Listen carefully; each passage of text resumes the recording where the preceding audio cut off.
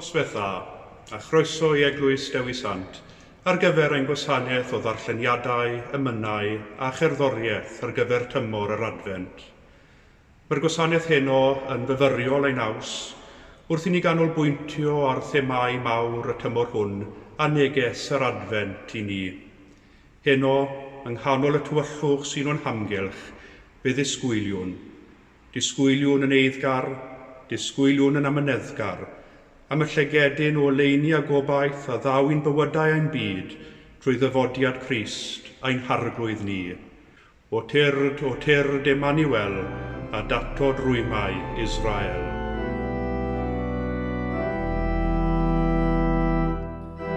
O tyrd Emmanuel a datod rwymau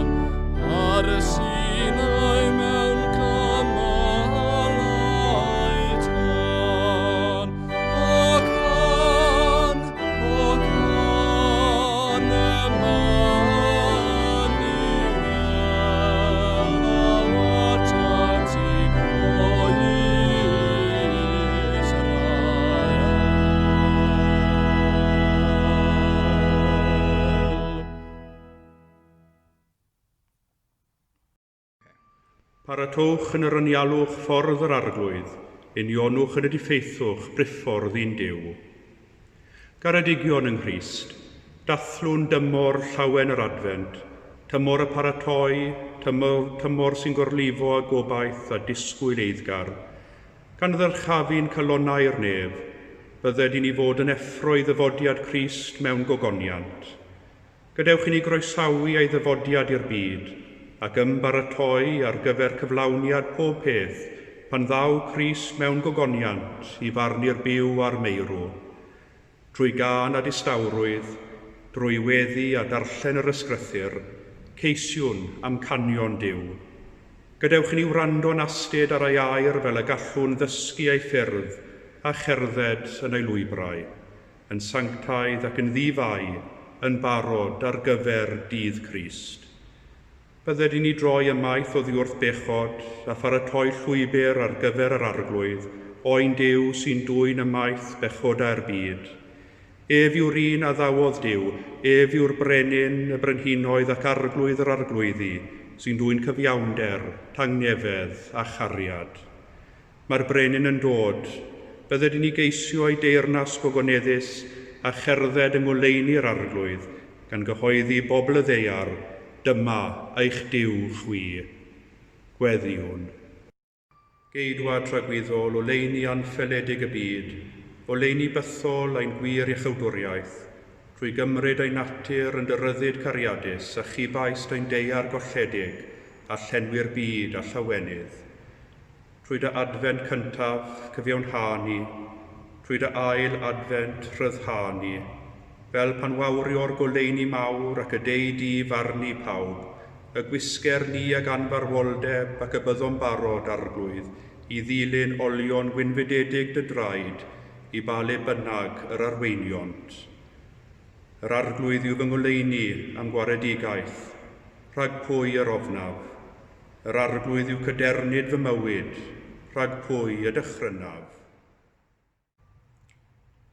Bendigedig wyt ti, Dduw goruchaf, arglwydd pob goleuni, wrth dyner drigaref y tir arnom yr wawr ddydd o ddichod, i chwalu gweddillion cysgodion y nos, a ninnau'n disgwyl dy ddyfodiad i'n plith, agor ein llygaid i ganfod y bresenoldeb, a chryfhau'n dwylo i wneud dewyllus, fel y gall y byd dyfoliannu'n llawen, bendigedig fyddo Duw am byth.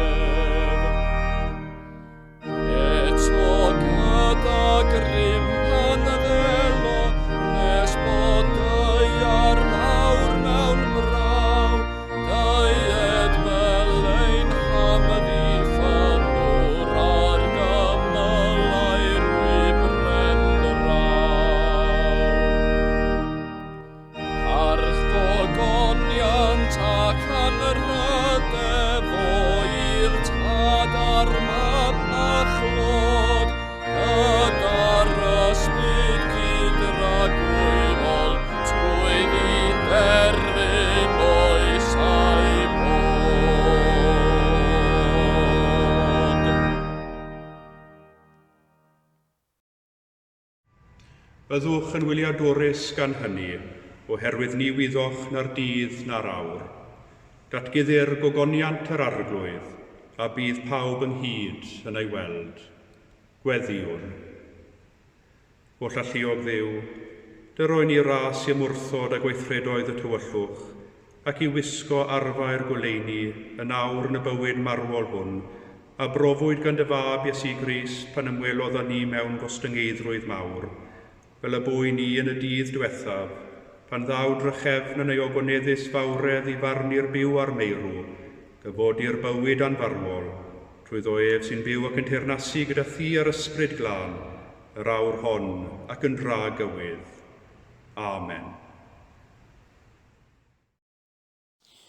Darlleniad o 5 bennod, llythyr cyntaf Paul at y Thessaloniaid, gan ddechrau yn yr adnod gyntaf.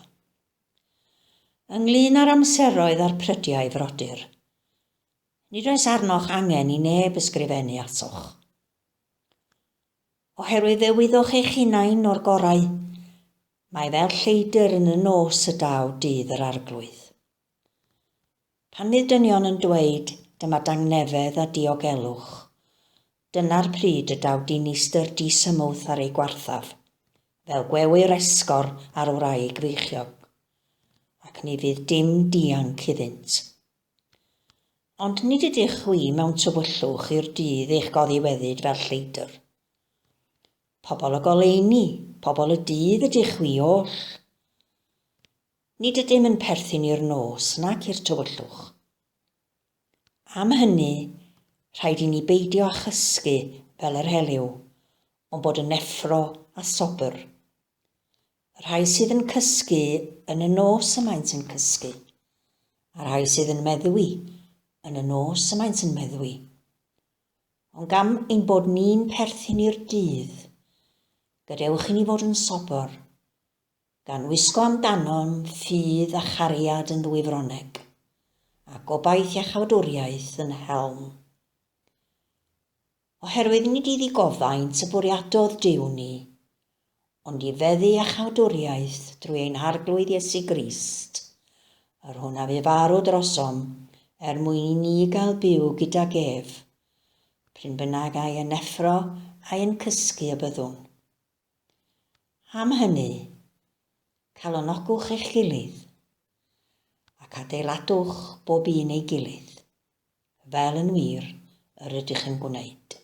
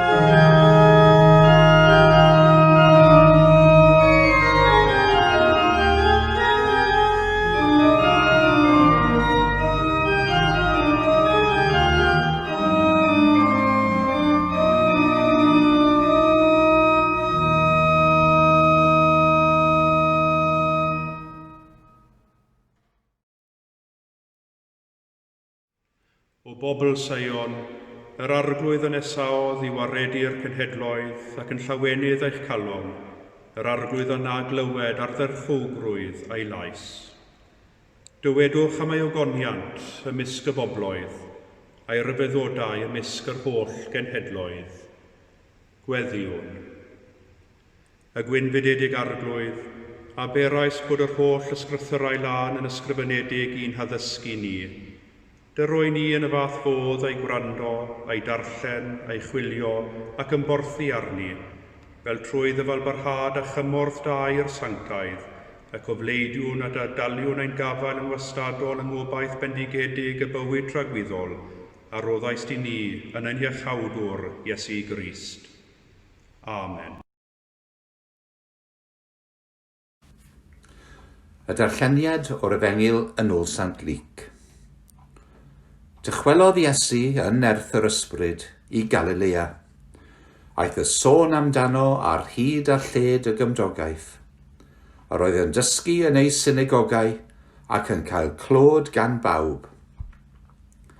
Daeth i Nazareth, lle roedd wedi ei fagu. Yn ôl ei arfer, aeth i'r synagog ar y dydd Saboth a chododd i ddarllen. Rhoddwyd iddo lyfr y proffwyd Eseia, ac agorodd y sgrôl a chael y man lle roedd yn ysgrifenedig.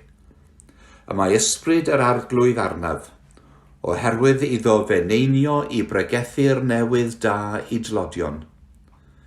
Y mae wedi fanfon i gyhoeddi rhyddhad i gercharorion, ac adferiad golwg i ddeillion, i beri i'r gorthrymedig gerdded yn rhydd, i gyhoeddi blwyddyn ffafr yr arglwydd. Wedi cael sgrôl a'i rhoi nôl i'r swyddog, fe eisteddodd, ac roedd llygaid pawb yn y synagog yn syllu arno. A'i eiriau cyntaf wrthynt oedd, heddiw yn eich cliw chwi, a mae'r ysgrythyr hon wedi ei chyflawni.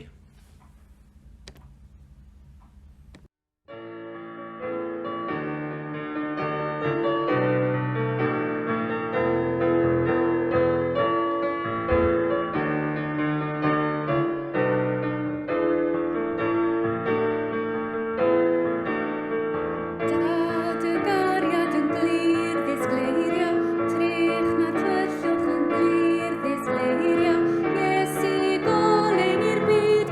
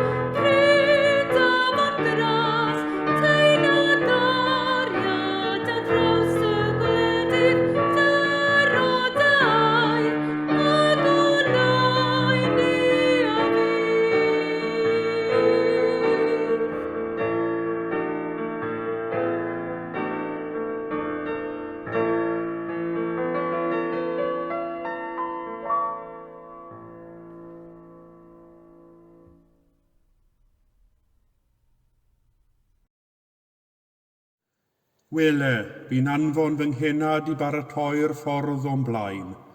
Paratowch ffordd yr arglwydd, unionwch ei lwybrau ef. Gweddiwn. O arglwydd Iesu Grist, anfonais dy gynhadwr ar dy ddyfodiad cyntaf i baratoi dy ffordd o'th flaen. Caniatáu weinidogion a goruchwylwyr dy ddirgeleddau yn yr un modd, baratoi ac arloesi dy ffordd, trwy droi cylonau'r anifedd i ddoethineb y cyfiawn, fel ar dy ail ddyfodiad i farnu'r byd, y ceir ni'n bobl gymeradwy yn dy olwg di, sy'n byw ac yn teyrnasu gyda'r tad a'r ysbryd glân, byth yn un Duw, yn oes oesoedd. Amen. Wele, fi'n anfon fy nghenad i baratoi y ffordd o'n blaen, ac yn sydyn fe ddaw'r arglwydd yr ydych yn ei geisio i mewn i'w deml. Mae cenad y cyfamod yr ydych yn hoff ohono yn dod, medd arglwydd y lluoedd. Pwy a all ddal dydd ei ddyfodiad, a phwy a saif pan ymddengys? Y mae fel tân coethydd ac fel sebon golchydd, fe eistedd i lawr fel un yn coethi a ffuro arian, ac fe bura feibion lefi a'i coethi fel aur ac arian, mwyn iddynt fod yn addas i ddwyn o ffrymau i'r arglwydd. Yna bydd offrwm Jwda a Jerusalem yn hyfrydwch i'r arglwydd, fel yn y dyddiau gynt, a'r blynyddoedd a fi. Yna nesaf atoch i farn, yn dist parod yn erbyn dywiniaid a godinebwyr, yn erbyn y rhai sy'n tyngu'n gelwyddog, yn erbyn y rhai sy'n gorthrymu'r gwas cyflog, y weddw a'r ymddifad, yn erbyn y rhai sy'n gwthio'r estron o'r neilltu, ac nad ydynt yn fy ofni i, medd arglwydd y lluoedd. Oherwydd nid wyf fi yr arglwydd yn newid, ac nid ydych chwythau'n peidio â bod yn blant Jacob. O ddyddiau ei chynafiaid, troesoch oddi wrth fy neddfau a pheidio a'i cadw. Dychwelwch ata fi a dychwelaf innau atoch chwi, medd arglwydd y lluoedd, a dywedwch, sut y dychwelwn? Oh,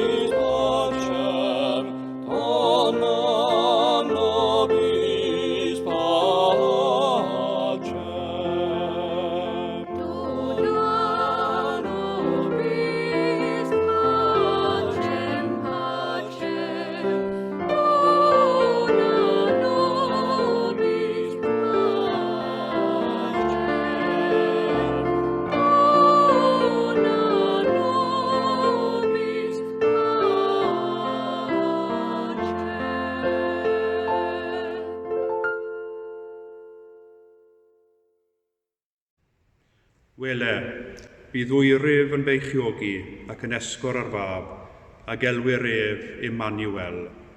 Bachgen a aned i ni, mab a roed i ni. Gweddiwn. Dad nefol, a ddywysais dy forwyn fair i fod yn fam dy fab a'n harglwydd yn gwaredwr, caniatafod i ni ym mhob peth erbyn dy wyllus dwyfol a llawenhau gyda hi yn dy iechawdwriaeth, trwy Iesu Grist a'n harglwydd. Amen.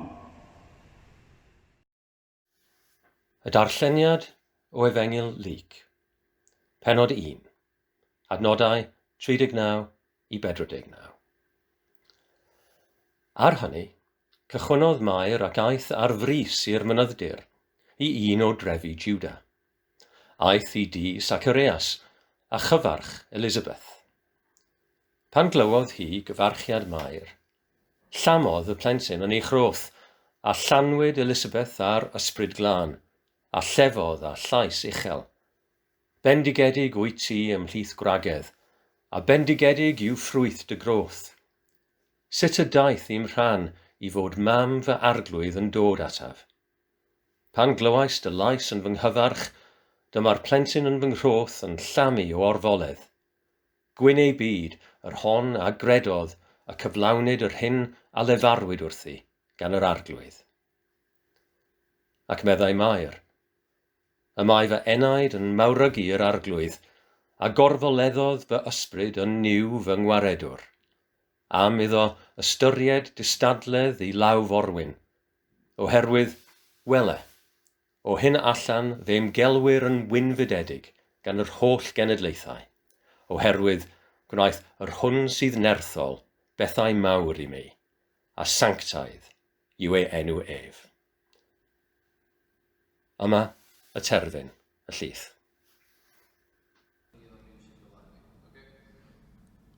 Wrth i ni edrych am ddyfodiad y deyrnas, gadewch i ni weddio ar yr arglwydd.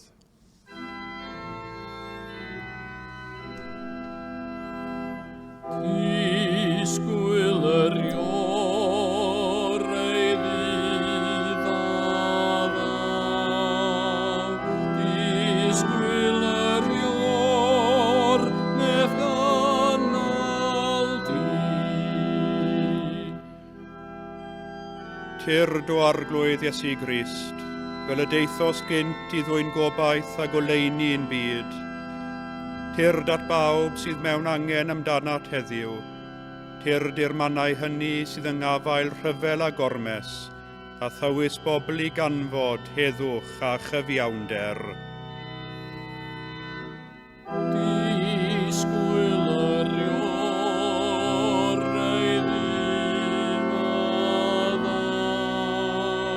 disgwyl yr io'r meth ganal di. Tyrd i blith y tlawd, yn ywynog ar dif reintiedig, a symud bopeth sy'n diraddio ac yn llethu dy blant. Tyrd i blith y gwan, yr unig a'r trallodus, a rhoeddynt nerth a diddanwch dy bresenoldeb. Disgwyl yr io'r ei ddiddaw, disgwyl yr io'r meth ganal di. Tyrd i blith yr haen a dydynt yn dy adnabod, a datguddia iddynt dy gariad ath drigaredd. Tyrd i ganol dy eglwys ac i blith dy bobl ym mhobman, i'w bywhau i gyflawni dy waith ac i estyn dy deyrnas. Disgwyl yr io'r ei ddiddaw, disgwyl yr io'r meth ganal di. Tyrd o Grist yn colonnau'n unau, maddau ni bopeth sy'n llysteirion tystiolaeth, a gwna ni'n wir ddisgyblion i ti. Disgwyl yr io'r ei ddiddaw,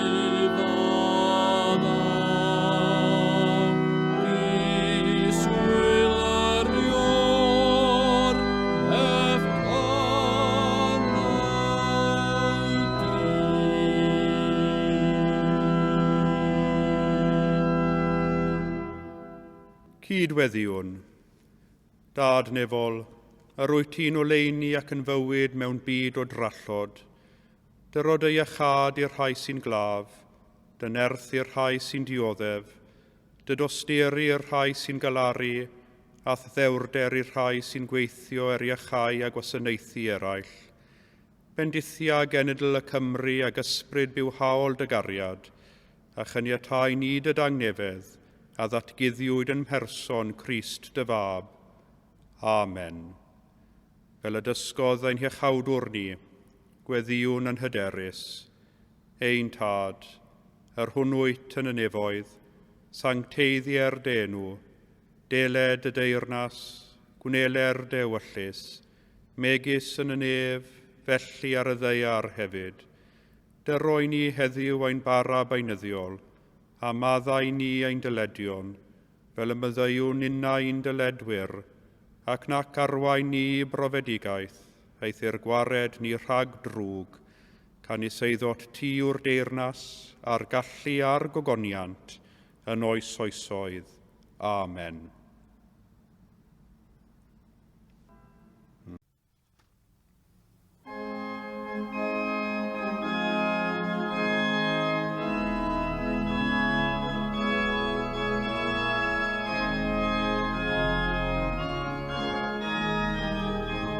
Anafam fy ngwared o'r ci, I fyrwch yn aeth yn ddidrai.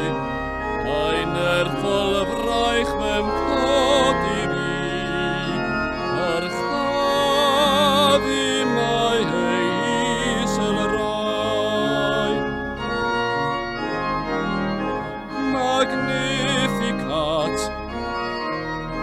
Magnificat, Magnificat anima mea Dominum.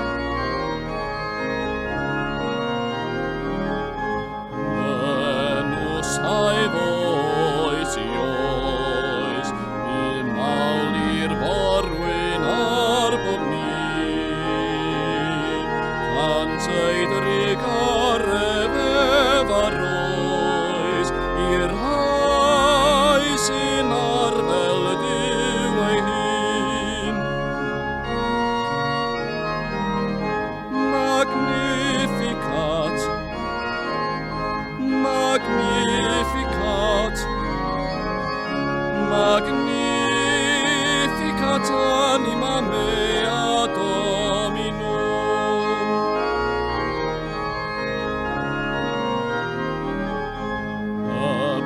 Si ai breddwyd i'n brai, gwarf distrio fydd yn dod i'w rhan. Tynef hwy lawr o'i hais dy ddau, a phlyg fydd yr chafir wan. Magnificat, Magnificat, Magnificat anima mea Dominum. I'w fwrdd y dawr newyn o gli, y cyfoethogion ni chantle. Yn oleu air a gofio ni, mae gweddi Israel et I be. Magnificat, Magnificat, Magnificat anima mea Dominum. A chadag ein hynaf gwirni, am yfyrdodau roes ai fi. Moliant i'w ras ac anna fi, i'r rai ar tra